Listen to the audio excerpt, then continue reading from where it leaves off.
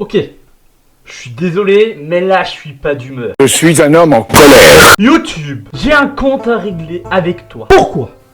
M'avoir recommandé un youtubeur regardant un animé où tu parles à des waifus. Tu as un message à me faire passer. Bon, connaissez-vous les animés POV? Tout ça, c'est pas très catholique. Petit rappel, POV signifie Point of Vision. Oh, le nulos. Soit point de vue. Bah là, celui qui regarde l'animé est censé être le protagoniste et on est censé parler à des waifus. Également, cette vidéo est faite avec un ami qui s'appelle Monsieur Lotus. C'est lui qui a fait les vidéos fond vert un peu dégueulasses pour le lol, hein. C'est une phrase de merde. En fait, il est là surtout parce que j'avais besoin de quelqu'un pour remplacer le personnage principal.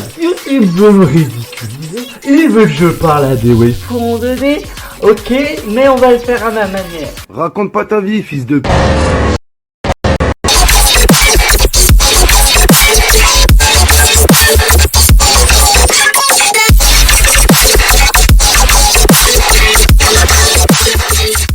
Oh, dit tout le monde, aujourd'hui, analysons la première saison de One Room. One Room, c'est un animé de 12 épisodes de 4 minutes, chacun avec la particularité d'avoir un point de vue à la première personne. Le but derrière ça, c'est de permettre au spectateur de s'identifier au personnage principal et donc de parler avec les personnages féminins.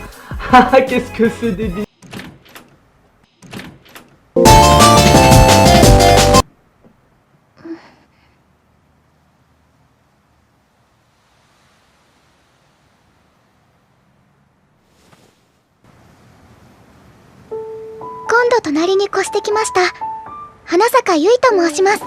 Frère, m'en bats les couilles. Le studio d'animation derrière tout ça, c'est Typhoon Graphics, un studio n'ayant pas fait beaucoup d'animés connus à part Armor Shop for Ladies and Gentlemen. Oh, qui a actuellement sa saison 2 en cours de production. Vous l'aurez deviné grâce au passage que j'ai passé, mais effectivement, la série contient des éléments fanservice absolument mal placés.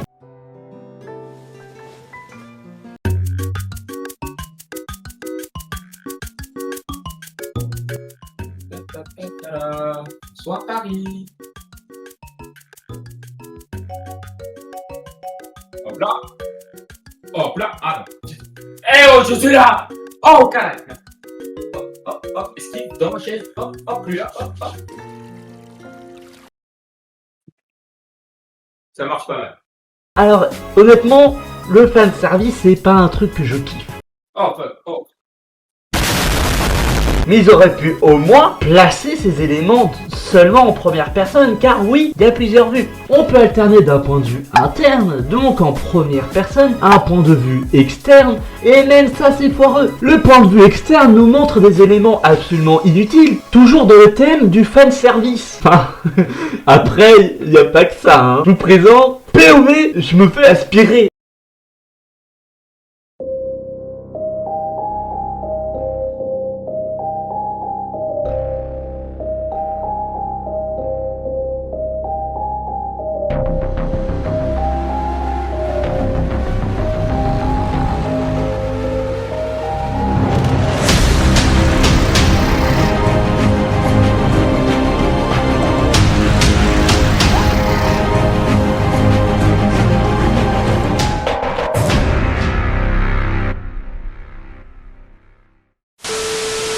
On va donc suivre plusieurs personnages, tous féminins, dans des aventures de 4 épisodes. En gros, pour faire simple, vous prenez une saison de 12 épisodes, vous la séparez en sous-saisons de 4 épisodes chacune, et vous obtenez le passage entier d'un personnage. Et ce que l'on peut dire, c'est qu'elles sont assez variées. On a, entre guillemets, notre sœur, Ça va mal tourner cette histoire. entre guillemets, notre amie d'enfance, Ça va mal tourner cette histoire. ou encore une inconnue. Inconnue qui nous fait un peu trop confiance, puisqu'elle va carrément nous demander d'être son prof particulier.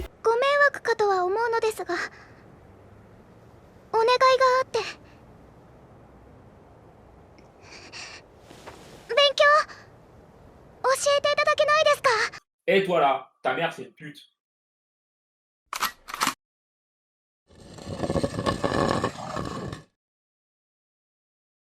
Micro-pénis.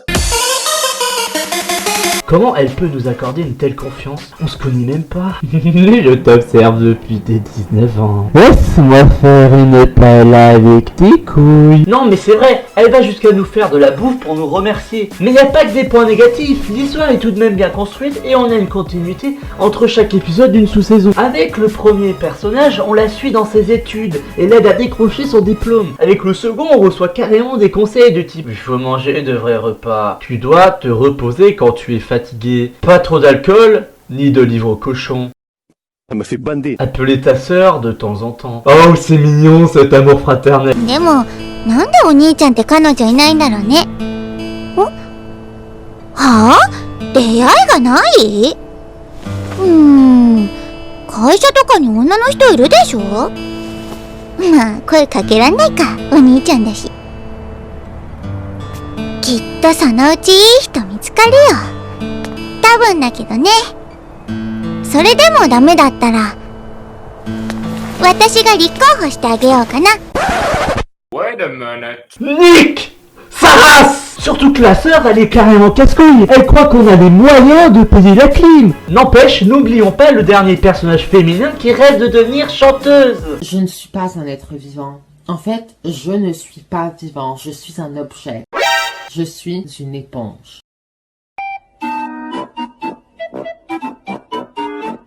Et alors, là, ils se sont fait plaisir. Des plans foireux gigamaxés, ce personnage a qu'une seule utilité, vous faire baver. Sinon, niveau graphisme, on est dans le moé-moé. Les yeux sont de couleur vive, ils sont brillants, les personnages sont toujours souriants. Et même quand ils ne le sont pas, ils sont kawaii. C'est visuellement très beau et les jeux de lumière sont excellents. Niveau son, c'est honnêtement pas ouf. Soit y a pas de musique, soit la musique en vaut pas le coup. Et niveau ending, c'est pas ouf non plus. Honnêtement, l'animé casse pas trois pattes à un connard. Il est beau, certes, mais franchement, c'est tout ce que l'on peut dire de lui. Même le fait qu'il y ait une continuité logique, c'est pas tellement un point positif, puisque presque tous les animés ont une continuité logique. Sinon, les plans sont loupés, le concept de la première personne pas assez exploité, et pour moi, la troisième personne n'a rien à faire là. En tout cas, vu comment elle est utilisée, on peut juste pas s'identifier comme étant le protagoniste. Tu penses que ça fait quoi si je mets ce truc là autour de mon gros